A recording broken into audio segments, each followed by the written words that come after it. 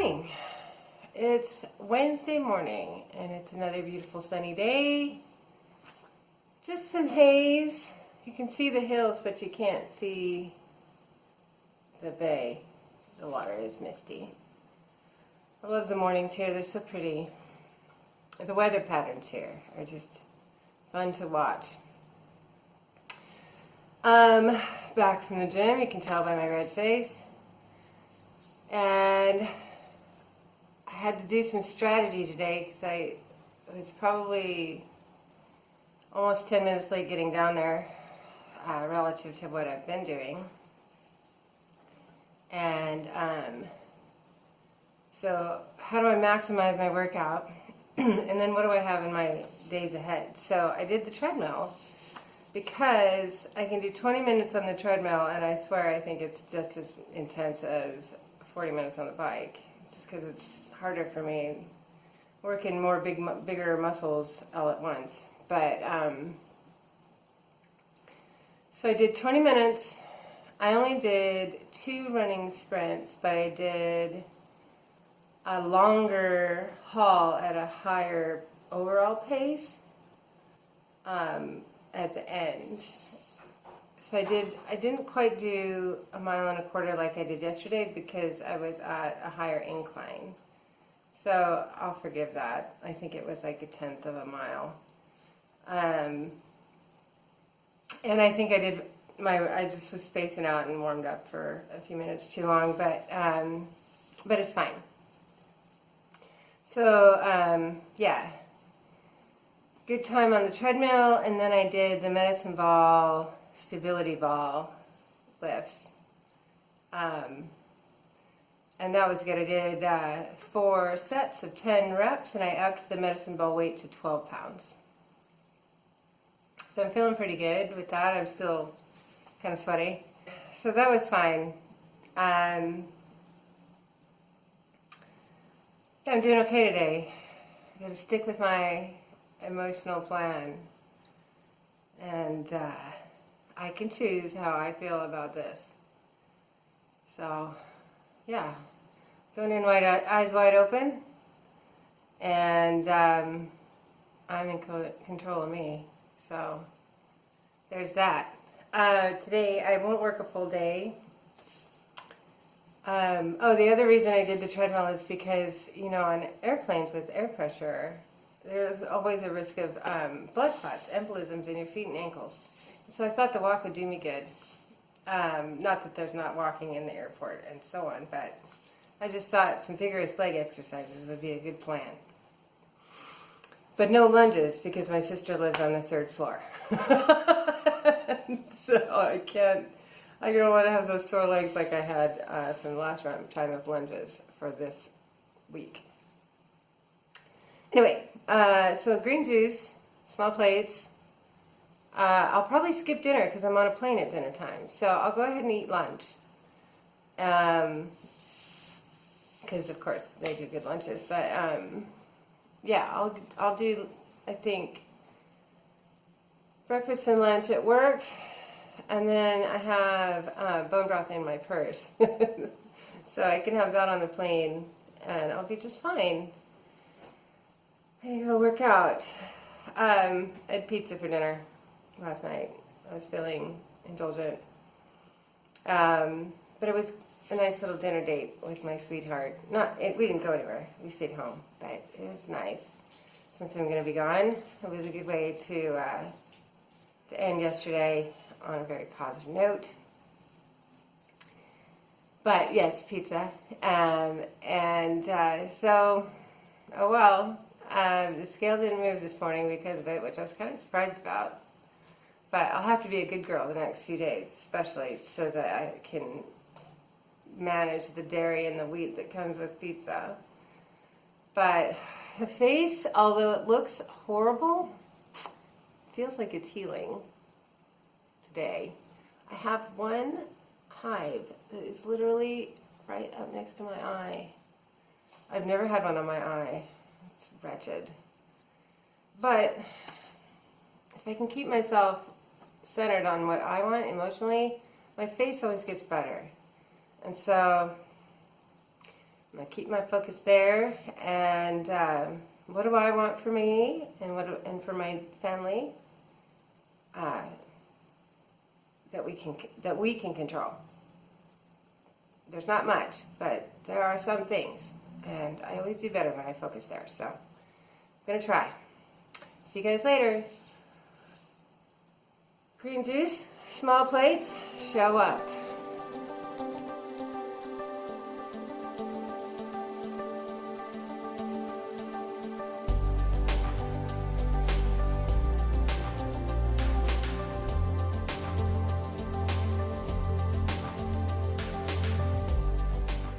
Hi, it's Wednesday afternoon. I left work early because I'm going to go to the airport in a minute. But I thought I'd do a quick check-in. So breakfast was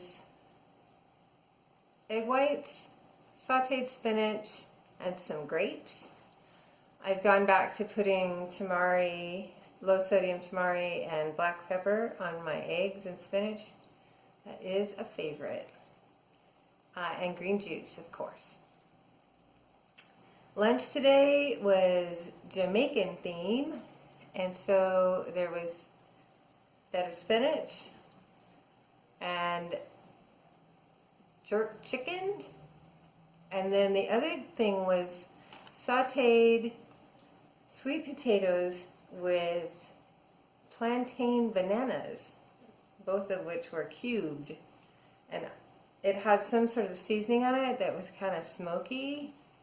Man, that was delicious. I had lunch at 11:30, and I am still super full, probably from the sweet potatoes.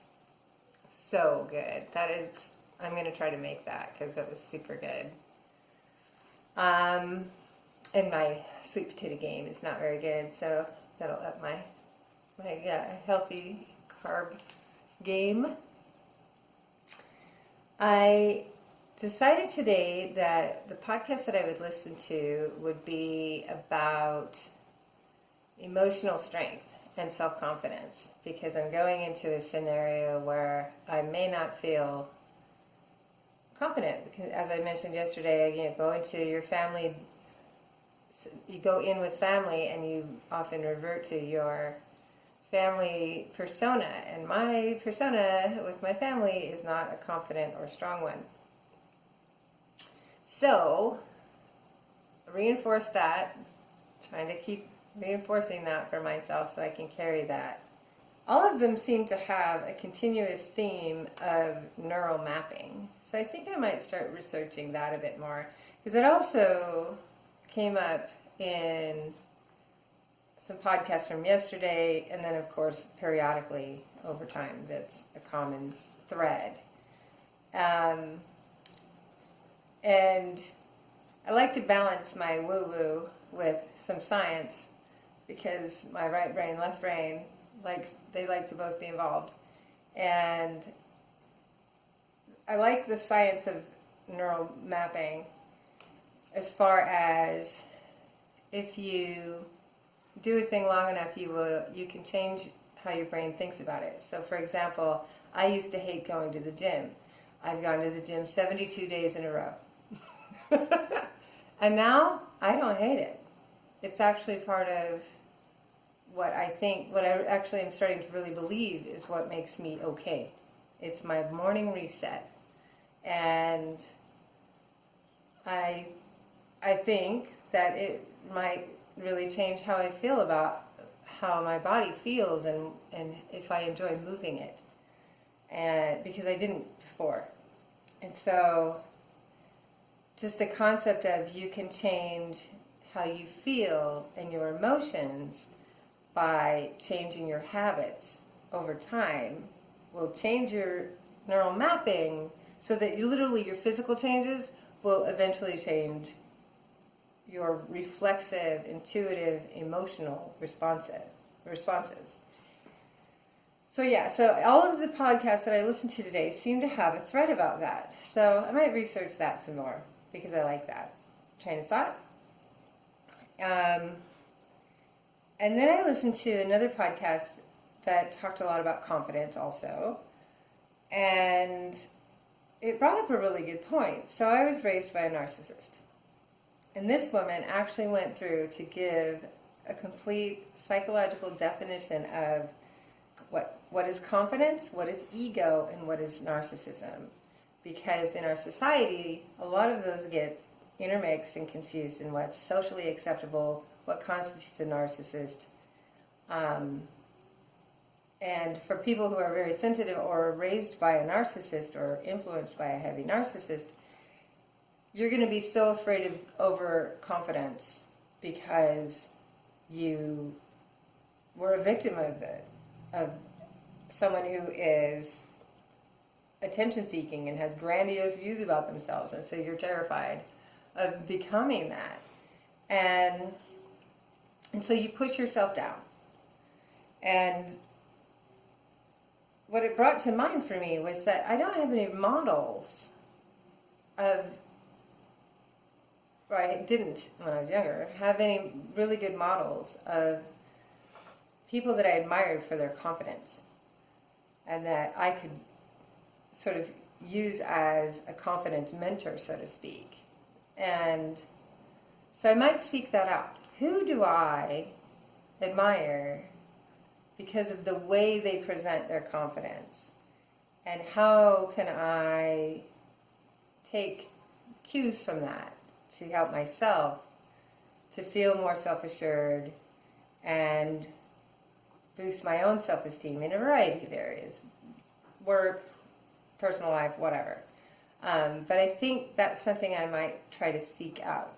Not necessarily verbally, but I might look for people who do I have in my life that I encounter on a regular basis that I can maybe just pay a little more attention to them and thereby pick up some interesting models of self-assuredness and confidence and healthy ego. One of the things, I'm looking at my notes, one of the things that was spoken about was ego is seen as a derogatory term. And the psychological definition, if you look it up, is ego is really just your self-esteem. So in the word self-esteem has sort of been, diluted in its meaning. But esteem, if you think about the word esteem, so in what esteem do you hold another person? I hold you in, good esteem because I care for you, I appreciate you, whatever the quality is that I like about you. So what is your esteem for yourself? And if you think about it, sort of break down the word, it changes how you consider the word self-esteem. So how do you make your self-esteem healthy? How do you hold yourself in good regard? And so I want to think about that a little bit more too, because I always thought of self-esteem as really overly tied to body image, and I think it's far more than that. And so I want to kind of unpack that a little bit and see if I can work on that as well. Also through, looking at others and modeling. Going back to what I said many weeks ago, probably months ago, I work with a bunch of people that I think are excellent models of confident people that are not overly egotistical or narcissistic. And so I have an opportunity, if I take advantage of it, to just do some social observance and possibly benefit from it.